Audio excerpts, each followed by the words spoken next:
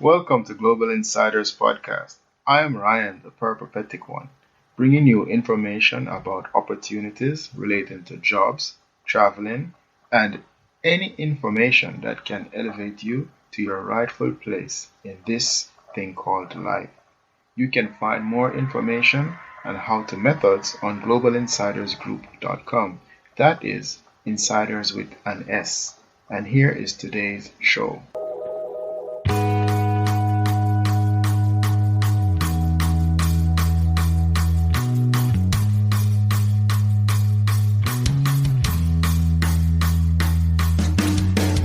Hello, insiders. Welcome back to another show. This week it will be just me, but I know you enjoy my lovely voice, so let's just rock and roll and get moving.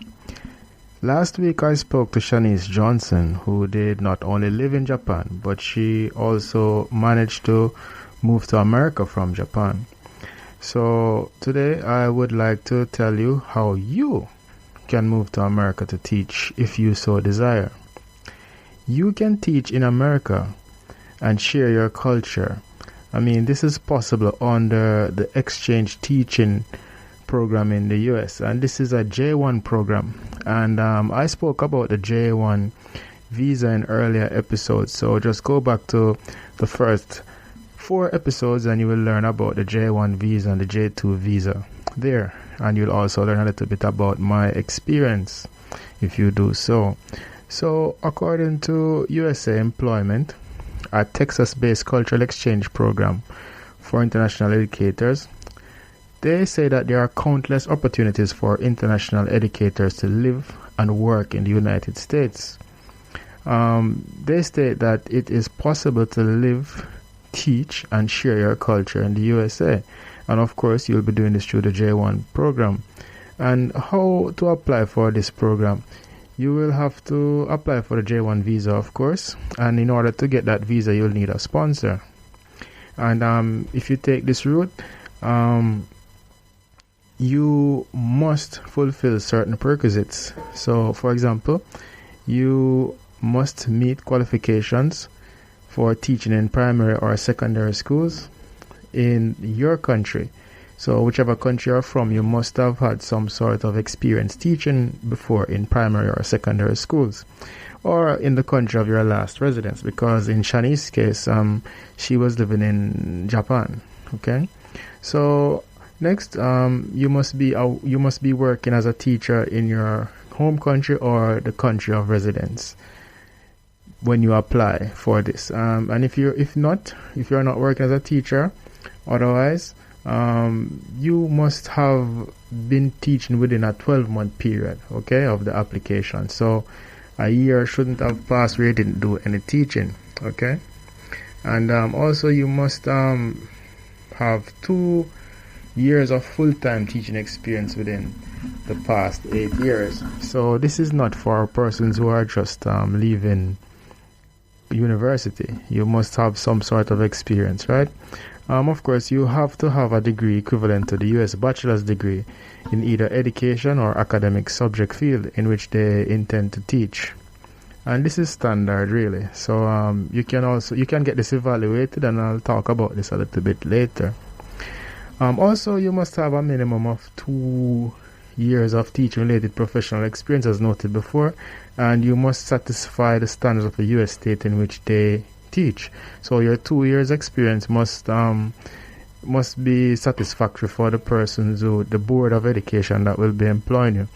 So also you must be of good reputation and character. So your criminal record must be able to go through the ringer, so to speak. You must be able to pass the vetting, whatever vetting they'll be giving you. Also, you must be seeking to enter the United States for the purpose of full-time teaching as a teacher of a record at a primary, including pre-kindergarten or secondary accredited educational institution in the United States. Pre-kindergarten teachers must teach full-time, and at the pre-level, you may only do language immersion at an accredited host school. So you must possess sufficient proficiency in the English language, of course. And this is expected. America is an English-speaking country, but of course, if you can speak Spanish, this will be helpful because you have some areas that are only Spanish-speaking in America. And I heard about this while speaking to persons who were doing their dissertation for their psychology doctorate. And one person was saying that they would love to move to New Mexico, but there are many parts in New Mexico where, as a trained psychologist, you need to be able to speak Spanish. So definitely, if you have Spanish, they will not be turning you back.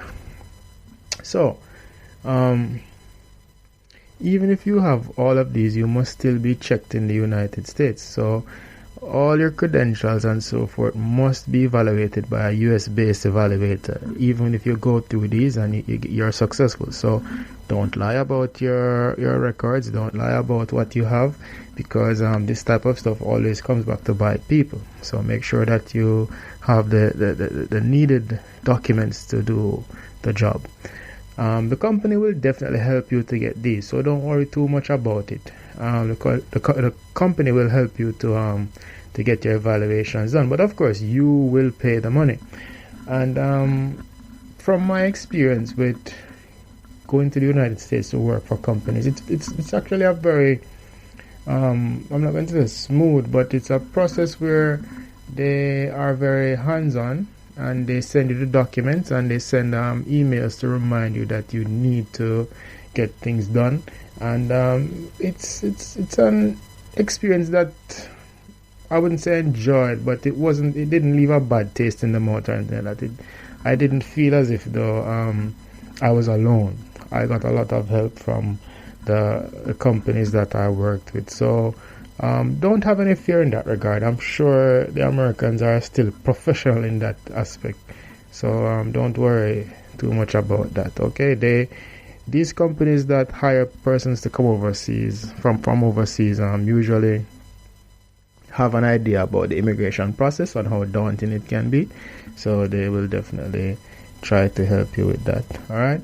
Regarding interviews, though, no, you would not be expected to go to the United States to do the interviews. So the interviews more likely will be done at home. In my case, when I did my interviews to go to live in the States on a J1 visa, they actually came to Jamaica. Well, the first time I did so, it was like a fair, and a number of companies came down, and I interviewed with the one that I had applied for. But I'll give you a quick story. While we were having lunch, there's a discussion at the table, and I said something, and another representative from a company other than the one that I was heading to heard the conversation and was like trying to say, "Oh, come on, you should come with us, you should come with us." But I am more of a loyal person when it comes to those things, so I was like, no, I'll stick with the people who wanted me. I probably missed out on making more money, but I would not give up the experience that I had on the North Shore for anything else. So good decision in the end, nonetheless. Just probably missed out on maybe several thousand more US dollars, but I'm okay, so no big deal. All right. Now, as I said, the interviews will be more likely will be conducted in your home country, whether they come to the country or they call you. And we have Skype and so forth these days, so that's not a big problem. Or maybe they do some sort of other video conference type calling. But whatever it is, just prepare yourself and look professional and go through and do the interview. Orientation and visa processing. Once you have been offered a job and you accept it, of course, you must then get into the immigration bit some more, and this includes making sure you have all the documents and completing the visa application and also scheduling a visa interview. And as I said, they will definitely keep you up to date with the company. But even if they don't do so, make sure you stay on top of it, because you don't want to miss out on a wonderful opportunity because of negligence. So as I said, make sure you know where your documents are, and we spoke about this with the episode with LaFern, And this was way back in, I think, episode 8, thereabout. But yes, you make sure you have your documents on hand. So when it's time to move, it's time to move, and you don't have to worry much about those things, because those things should be minor, because you should have it all the time.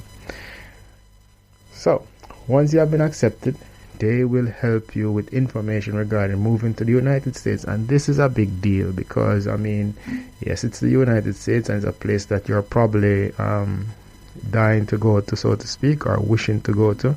And yes, it's a beautiful place, and it's a place where a lot of things can go a lot smoother than in many of our home countries. But at the same time, you also have to be proactive.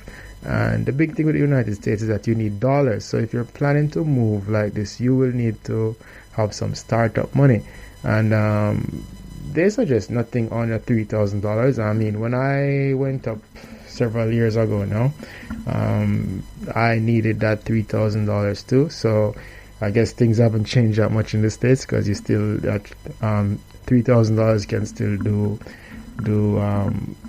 can still help you. So what I would say is definitely try to have some savings. So if you're in your job right now and you're thinking this thing is impossible, try to have some savings. I've always tried to do that with my life, like to have that money where I can make a fast move if some sort of opportunity comes up. I don't have to be there wondering or trying to grab that money. And you can do it. I mean, you can just try to save however, little you can at a time.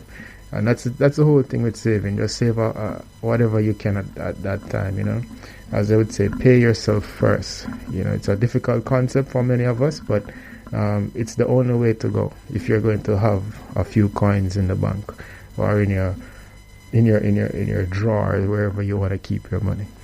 Right? With all of this information at your fingertips, I hope that you will remove whatever fear you have of trying something new. So if you're a teacher in your home country and you're thinking about moving to the United States, you can get the J1 visa. And of course, as I said, check out the episode that I have regarding the J1 visa, because it is a lovely visa, but it does come with its cons. So make sure that you have some sort of idea of what you're getting yourself into.